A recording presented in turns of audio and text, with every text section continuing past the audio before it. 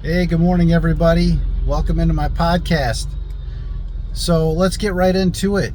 The truth about sobriety. I've been thinking lately about the fact that a lot of people don't talk about the truth of sobriety and what it really means to quit drinking or quit doing drugs and that kind of thing, and what it means to not rely on those chemicals to deal with everyday life struggles. I leaned on alcohol for 27 years, and in a lot of ways, it was just my coping mechanism. No matter what happened, I was able to just go back and use alcohol as a way to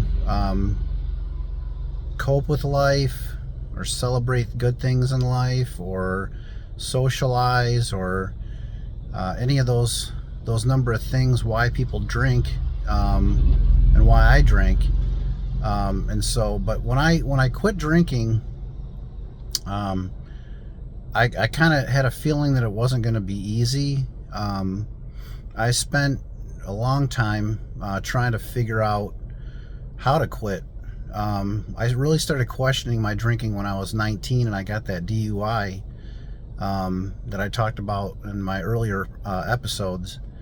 And once I went through 30 days of sobriety after I got that DUI, I started back in on drinking, and I basically drank from that point forward most days. I started questioning my drinking again in my mid 20s when I had a panic attack. I really started to wonder, is this alcohol causing me this anxiety, or is it making it worse? What would it be like if I quit? Can I quit? What would life be like if I quit? And so I never really found a sobriety group that worked for me. I tried AA. That never really stuck. It wasn't my thing. But as soon as I got engaged at 33, 34, and I got baptized as soon as I got married or engaged, and it was my drinking was still the same, but I was in a euphoric state, so it really didn't. It wasn't an issue at that beginning of my marriage, or at least during that engagement period for about a year and a half. So we were together about 3 years before we got married, and I never really thought much of it because I was just in a good mood all the time, and everything was new, and we were in love, and it was just everything was just good. So in my mid 20s and my later 20s, I was questioning my drinking, and then again in my late 30s I started really questioning again as well, because we got a house. We needed to get more room. We had our daughter, and we just didn't have enough room where we were living in our condo, so we needed to get a little bit more room. So we did that. We moved in, and my drinking just kind of escalated from there. Just marriage is great, but it's at the same time it was like scary at the beginning, because we had our daughter not that long after. It was a year later after we got married that we had our daughter, and my wife had already been through having 3 children, and this was my first. And until that point, I never even changed a diaper, and here I am trying to take care of a little baby, and it was so stressful. And so of course I would just kind of drink at that, and just try to numb that frustration and that pain for for working with my wife to get through what we needed to get through when our daughter was a baby. But yeah, as soon as we got the house and we started to move in and things started going, I was questioning my drinking again, and I questioned it for most of that time, and when I would want to quit, it was like I would tell my wife, and then I would just drink more. I would end up quitting for a few days, a week, and then I would start to drink more. I'd pick it back up, and I felt like I was making up for lost time, if that makes sense. And so not only did that make me feel bad, it just made me feel guilty, kind of ashamed, and it just kept me in that loop of shame and guilt, and just kept me drinking. But when I quit, I kind of knew that, you know, it wasn't going to be easy. It took me 27 years to dig a hole, and it's going to take me a while to get out of it. So here goes the truth, my truth anyway. The truth is, life doesn't stop when we quit drinking. It just keeps coming. Life is easier as a non-drinker or using any kind of drugs or anything like that. It just, not that I was into that too much, but I did have a bout of it when I was a teenager. But drinking was mostly my thing, and when I quit, I knew it wasn't going to be easy, and I would have to dedicate my time, my whole existence on staying quit. And at that point, I was going to do whatever it took to get there. So, but life didn't just stop. Hard things kept happening. I spent that whole first year, and even actually years 2 and 3, wondering if I wanted to try to smoke weed or buy weed and use it, gummies or whatever. And because marijuana was legalized here for recreational use around 2019, and I never really wanted to try that because it just caused me problems, just heart palpitations and other things. But I knew that I didn't want to drink anymore. But I also thought, you know, maybe I want to try pot again and see how that goes. But every single time I had that thought, you know, I would investigate those feelings, and I would usually come to the conclusion that I was trying to escape something. And that's where sobriety is tricky, and it's insidious. Well, the thoughts of alcohol are insidious, or marijuana, or any of those things. And I know people use marijuana for medicinal, and I think that's a whole different topic. But for me, I was thinking of using it, you know, as a way to numb, to forget about my problems. And there was a walk that I took somewhere around before my third sobriety, and for those 3 years I was not really thinking about using alcohol, but I was thinking about that weed a lot, and I never did it. But I was also thinking about taking vacations and going into the mountains. The mountains, I'm kind of drawn to them. I've been to the Rocky Mountains once, and I can't wait to go back. But I'd like to go out west again and hike in the mountains, and that's something that just is something that it's like an escape, but it's something that would make me feel like closer to God. But I would think about wanting to take these vacations, and every year would pass by in my sobriety and I didn't go anywhere, and it was frustrating to me. Just no time. You know, it's expensive. It's we just got so much to do, and there's just, you know, just couldn't get away. And just thinking about the fact that we haven't taken a vacation in a long time was frustrating to me. But I was on this walk and I was trying to make a plan for like in the fall, and just a simple trip like up north Michigan, and to get away. And I started thinking, like, why am I so worried about taking a trip? And as I thought more about that, I thought it's another way of being frustrated with my life circumstances, not feeling like I can get away.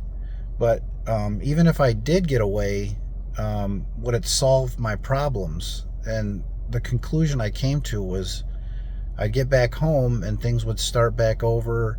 We'd have to start homeschooling again, or, I'd just get back to work, or just all the daily chores at home, with the dogs and laundry and dishes and everything else that comes along with being at home.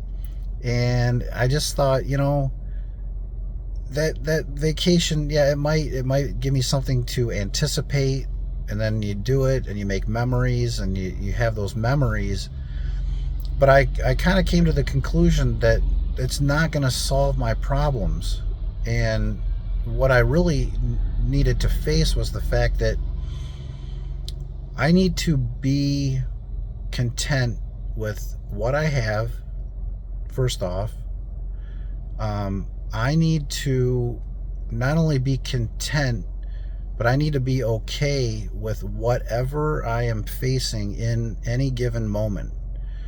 And what I mean is, I need to be grateful for even just taking care of the dog, or feeding the dog, or making the coffee, or putting the dishes away, or vacuuming the house, or running errands and getting groceries, or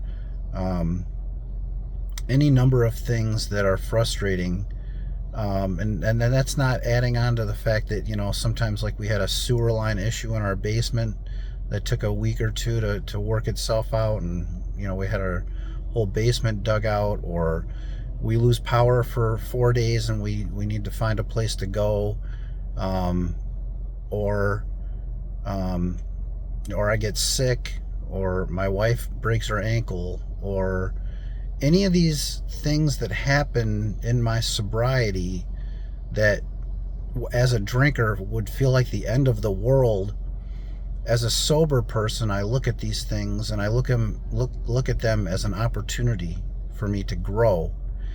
And I'm not sure that a lot of people, sober coaches, or people that are talking about sobriety, bring up the fact that it doesn't, sobriety, or just not drinking or doing drugs or whatever it is that's your vice, doesn't solve all your problems. But it does make life easier, especially after you get over that hurdle of not needing it to live, to cope, to lean on as your crutch. And so the truth about sobriety for me is that it opens up opportunities that really weren't there for me to be able to grasp onto when I was drinking.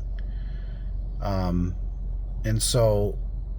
that goes for any moment and any time. A friend of mine was talking recently about expectations, and how it's frustrating when he attaches like an expectation onto something, and his family or the circumstance doesn't meet that expectation, and that he's disappointed.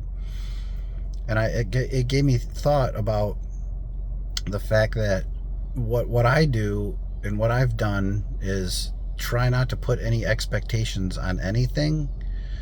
I try to just let the moment be what it will be. And typically when any moment might end, what happened is usually just right down the middle. It's not great, it's not terrible, it's just middle of the road. And like I said, that might be boring to some people, but for me, I rode the roller coaster of emotions as a drinker for so long that I just thought that that was how life was supposed to go. I just thought, you're high and you're low and you're happy and you're sad and you're just like all over the map. But what sobriety has done is kind of equal things out. Now, I just quitting drinking, because some people are forced into it, whether it's a DUI or health issues or a wife or a spouse giving them an ultimatum to quit. And that's totally different than what I've experienced. Mine has been just sobriety, and quitting alcohol is just part of the journey. The other part is just having this growth mindset where you just allow moments to come and go, and you look at them and you deal with them, and you don't react to it. It just is what it is, because life doesn't just stop because we stop drinking. And so that's my truth, and that's made life much, much simpler, much more enjoyable, and just much easier in general. And so that's my truth today. And I encourage you to search in within yourself to find out what your truth is. Why do you want to get sober? What does sobriety mean to you? Do you like the word sobriety? Some people don't even like to use that word. I like it, particularly because it kind of sums up not just being alcohol free, but it's drug free or chemical free for that matter. Just we're not relying on anything to deal with life, and we're not missing out on anything either. Society's got us, thinking that we have to have champagne to toast.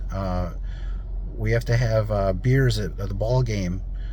We got to have beers and mixed drinks at the beach and on the boat and all that. And the truth of the matter is, those instances are more enjoyable as a non-drinker. I feel like it's just more authentic conversations. When it's time to go, it's time to go, and I'm not stuck there feeling like I'm just ready to go or I'm missing out on anything. And the best part about it is I go home, I get a good night's sleep, and I wake up and I've got no hangover when everybody else that was at that party's feeling crummy. And so that's the best part of my life. And again, that might not be appealing to some people, like Groundhog's Day, like you wake up feeling the same every day. But you know what? I woke up in misery for so long, especially on the nights that I would drink, or the days that I would drink. The next day would just be a waste. And that's another truth about sobriety, is that it just opens up more time. I've got more time to do things. I've got energy, almost endless energy. It's like a superpower almost. And I still run out of gas sometimes, but the simple fact is that that life without alcohol is 1,000% better. And so wherever you are in your journey, thank you for being here. If you found any kind of solace or any appreciation or related to this video in any way, I encourage you to subscribe and like this video, and tune into some other episodes that I've made, and I hope to see you there. Any comments you might have, I encourage them. Any kind of dialogue in this community is going to be nothing but great. So thanks everybody, and I hope you have a great day, a great sober day, and take care of yourselves. Bye-bye.